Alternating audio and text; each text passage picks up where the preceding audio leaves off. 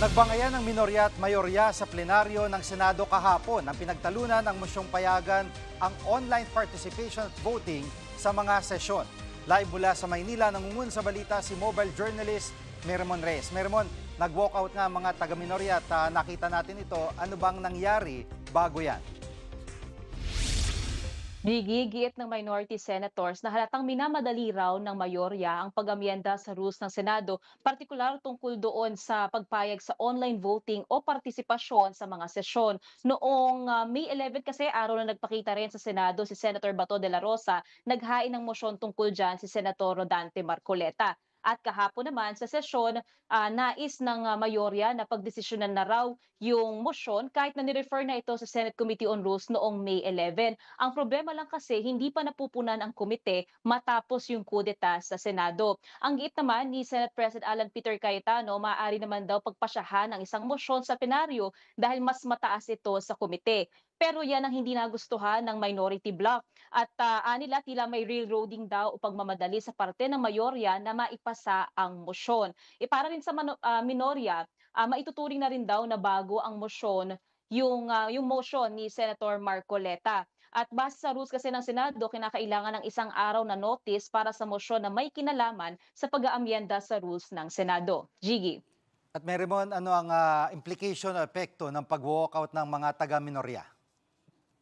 Gigi, matapos yung pag-walkout nga nitong minority senators, hindi nawalan na ng quorum ang sesyon kaya hindi rin naipasa ang motion. Yun yung nakita natin na si Minority Leader Senator Tito Soto, nagstay pa siya sa sesyon, siya yung nag-call out sa lack of quorum at nag-motion ng adjournment na nangyari naman.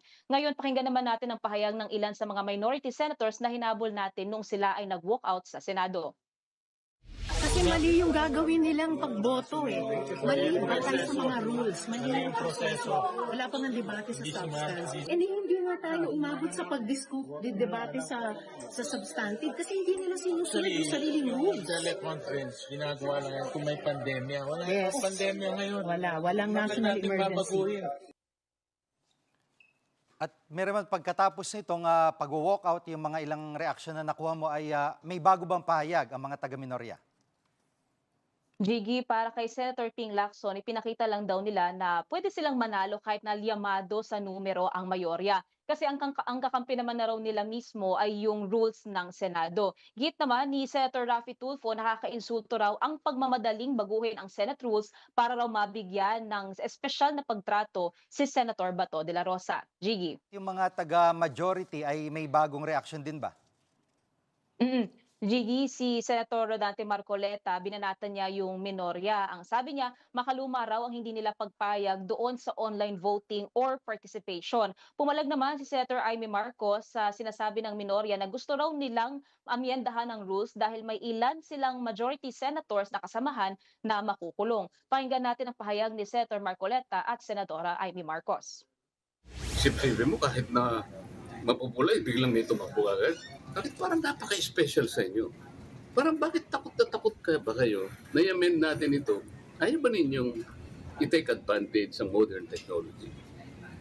Paano ba tayo? Panahon pa ba tayo ng medieval age? Kasi hindi naman maganda itong sila na ang nagsabi ng napaka-unparliamentary na kulong na ang dalawa sa inyo. Kaya pinagpipilitan ninyo. May ganun eh. Eh hindi ba unparliamentary at offensive naman yun? Ikalawa, sila pa yung nag-walk out. Sila pa ang may tapang mag-walk out. Tama ba yun? Gigi, ayon naman kay Senator Erwin Tulfo, maaaring talakayin ulit ng mayorya yung pag-aamyenda sa rules ng Senado sa paparating na Lunes. At pagkatapos nga ng mga sesyon next week, merong adjournment sine die ng Kongreso. So ibig sabihin, wala munang sesyon sa Senado, committee hearings muna. At yan muna ang latest. Balik sa'yo, Gigi. Yan ang ulat ni Mermon Reyes live mula sa Maynila. Mga kapatid, Gigi Manikad po, pagdating sa mahalagang balita sa loob at labas ng bansa, dapat una sa lahat, mag-follow at mag-subscribe na sa social media pages ng News 5.